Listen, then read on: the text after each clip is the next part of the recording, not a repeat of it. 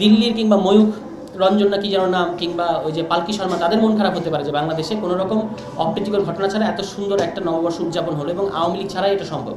আওয়ামী লীগ বরং বাংলাদেশের কালচারটাকে একটা রুগ্ন জায়গায় নিয়ে গেছিলো একটা। এবং আমি যারা কালচারাল অঙ্গনের মানুষ তাদের প্রতি আমার এর আগেও আমি অনুরোধ করেছি, তাদেরকে এখনও আমি আবারও আহ্বান জানাতে চাই যে কোনো বিশেষ দল, সেটা আওয়ামী লীগ হোক কিংবা এখন অন্য কোনো দল হোক, এমনকি আমাদের দল হোক, কোনো বিশেষ দলের সাথে আপনাদের ভাগ্য আপনারা সম্পর্কিত করবেন না।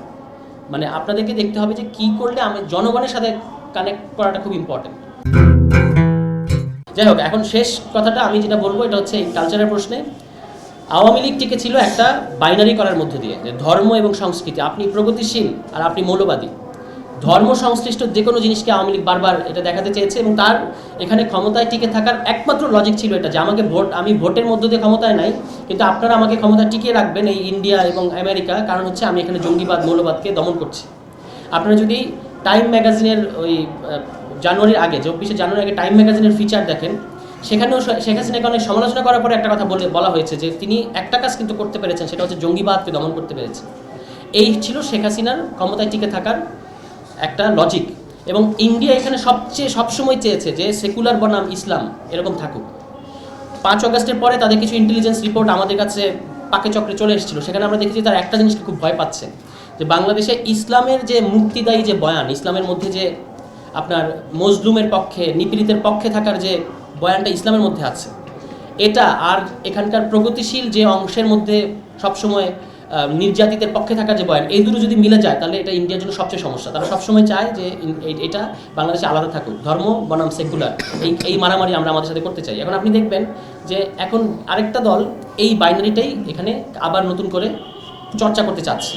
এটা কিন্তু ইন্ডিয়ান পলিটিক্স, আমাদের কখনোই উচিত হবে না। আমাদের সাথে আমাদের বিরোধিতা থাকবে, আমাদের প্রতিদ্বন্দ্বিতা থাকবে, সবই থাকবে, কিন্তু আমাদের মধ্যে আমরা একটা পলিটিক্যাল কমিউনিটি, এই 1,37,570 বর্গ কিলোমিটার, এখানে আমরা নিজেদের মধ্যে কতগুলো জিনিসের প্রশ্নে ন্যাশনাল মানে বিতর্কের ঊর্ধ্বে নিয়ে যাব। যেমন আপনি দেখবেন যে শেখ হাসিনাকে ইন্ডিয়ায় রাখতে হবে, এটা কংগ্রেসেরও পজিশন, এটা বিজেপিরও পজিশন।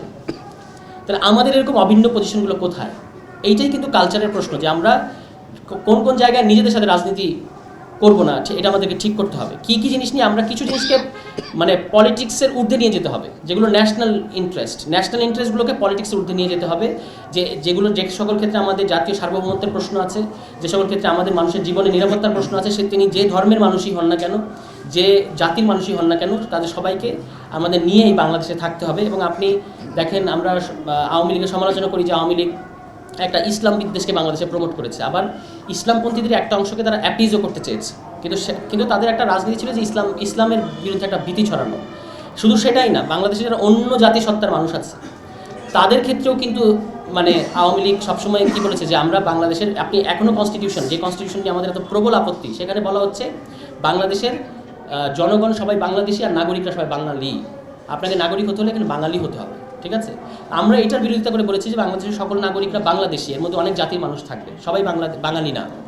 এবং এইবার যে নববর্ষটা উদযাপন হলো, আপনি মানে একজন অভিনেত্রী যদিও লিখেছেন যে খুবই নাকি দম বন্ধ করে একটা, মানে এখন আওয়ামী লীগ না থাকলে যদি কারো দম বন্ধ লাগে সেটা আলাদা প্রশ্ন, কিন্তু এবারের মতো এত স্বতঃস্ফূর্ত এত চমৎকার নববর্ষ বাংলাদেশে অনেকদিন হয় না। এতদিন পর্যন্ত ছিল একটা চাপানো সরকারি আনুষ্ঠানিক একটা নববর্ষ। এবার আমি দেখলাম যে যাদের যেভাবে যত ধরনের আইডিয়া আছে, সব আইডিয়া নিয়ে সবাই এবার নববর্ষ উদযাপন করেছে সারা দেশে, এটা আপনারা নিশ্চয়ই খেয়াল করেছেন। তো সেইখানে কিন্তু এবার কথাটা বলা হয়েছে বাংলাদেশিদের একটা উৎসব, কারণ আমাদের একদিন আগেই থাকে অন্যান্য জাতিসত্তার বিজু, বৈশাখী, এই সমস্ত উৎসব থাকে। ফলে আমরা এবার সকল, এবং এবারকার যা ভিজুয়াল ছিল, মানে সাধুরা এসেছিলেন, তারপর অন্য জাতিসত্তার মানুষরা ছিলেন, প্রচুর পরিমাণে ভিন্ন ধর্মের মানুষ ছিলেন।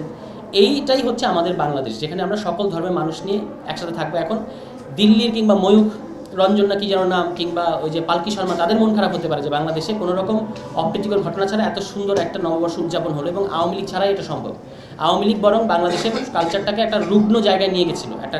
এবং আমি যারা কালচারাল অঙ্গনের মানুষ তাদের প্রতি আমার এর আগেও আমি অনুরোধ করেছি, তাদেরকে এখনও আমি আবারও আহ্বান জানাতে চাই যে কোনো বিশেষ দল, সেটা আওয়ামী লীগ হোক কিংবা এখন অন্য কোনো দল হোক, এমনকি আমাদের দল হোক, কোনো বিশেষ দলের সাথে আপনাদের ভাগ্য আপনারা সম্পর্কিত করবেন না।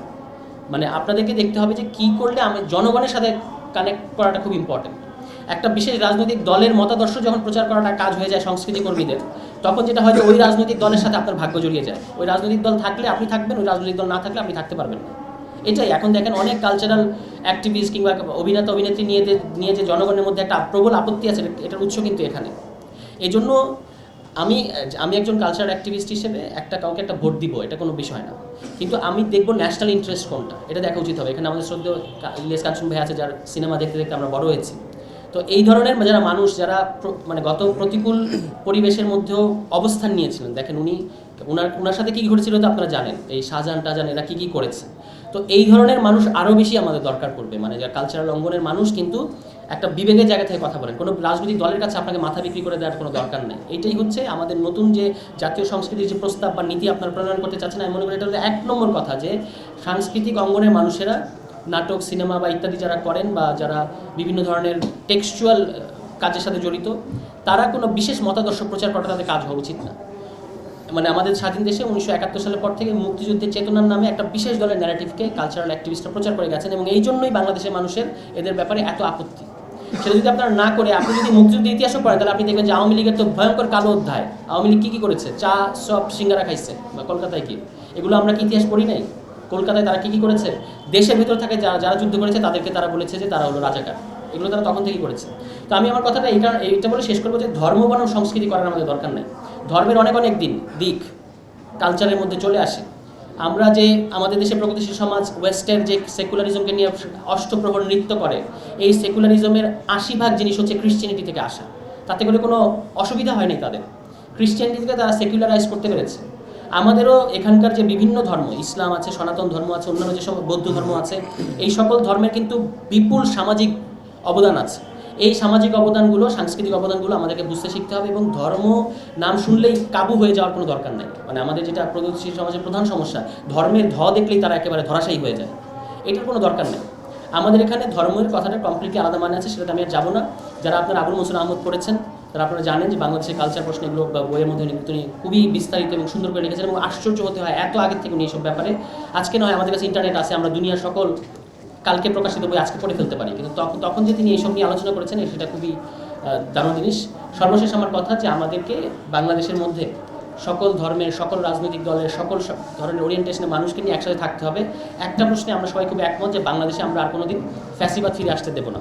এই প্রশ্নটাতে আমরা, সেটা যে কালারেরই ফ্যাসিবাদ হোক, এই প্রশ্নটাতে আমাদেরকে একমত থাকতে হবে।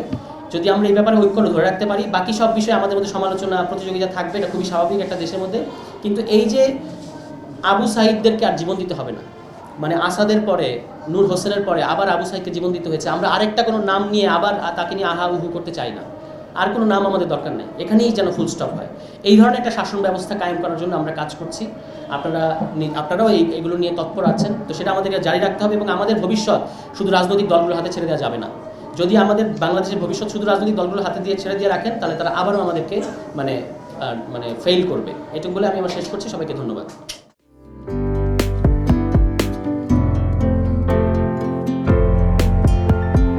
পহেলা জানুয়ারি 2025 ইউটিউব জার্নালিজমের অগ্রদূত changetv.press 6 বছর পেরিয়ে পা রাখল গর্বিত আমি অত্যন্ত আনন্দিত হলাম যে চেঞ্জ টিভি আগামী কয়েকদিনের মধ্যেই 6 বছর পূর্ণ করবে।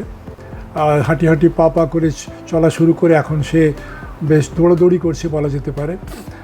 ও নামটাও অত্যন্ত বলবো যে সিগনিফিক্যান্ট, যে চেঞ্জ, এই গণঅভ্যুত্থান কিন্তু চেঞ্জ চেয়েছে। সেই হিসেবে তোমার টেলিভিশনের, তোমার এই চ্যানেলের নামের একটা যথেষ্ট মিল পাওয়া যায়। আমার প্রত্যাশা যে এই গণঅভ্যুত্থানের যে প্রত্যাশা, যে আশা আকাঙ্ক্ষা, চেঞ্জ টিভি সেটিকে এগিয়ে নিয়ে যাবে। তোমাকে শুভেচ্ছা। চেঞ্জ টিভি যারা সম্পৃক্ত আছেন, যারা কর্মী আছেন, সামনে পেছনে সকলকে আমার শুভেচ্ছা। changetv.press, এক ফোঁটা হলুদও নেই।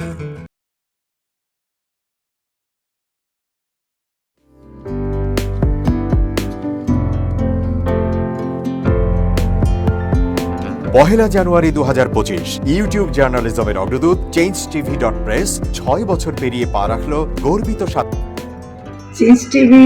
তো আমি তাদেরকে আমার অসংখ্য শুভেচ্ছা জানাচ্ছি, কারণ তারা যে ভূমিকা রেখেছে, এই সময় একটা কঠিন সময় ছিল, সেটাতে যেমন ভূমিকা রেখেছে, এমনকি 5ই আগস্টের পরে নতুন বাংলাদেশেও তারা তাদের সেই তীক্ষ্ণ একটা সমালোচনামূলক এবং যেটাকে আমি গঠনমূলক বলবো সেরকম একটা ভূমিকা রাখছেন। তো সেক্ষেত্রে আমরা মনে করি যে এই ভূমিকা আমাদের দরকার, আমরা চাই এটা থাকুক এবং আরও যেন সমৃদ্ধ হয়। নতুন বাংলাদেশ নির্মাণে আমরা চাই যে চেঞ্জ টিভি এই যে সমালোচনাগুলো করছে বা যেগুলো আমরা তুলে ধরছেন সেটা এমন করে করবেন যেন আমরা সেখান থেকে শিখতে পারি এবং সবাই মিলে যেন আমরা নতুন বাংলাদেশকে সত্যিকার অর্থে বৈষম্য বিহীন একটা সমাজ গড়ে তুলতে পারি, সেটা আপনারা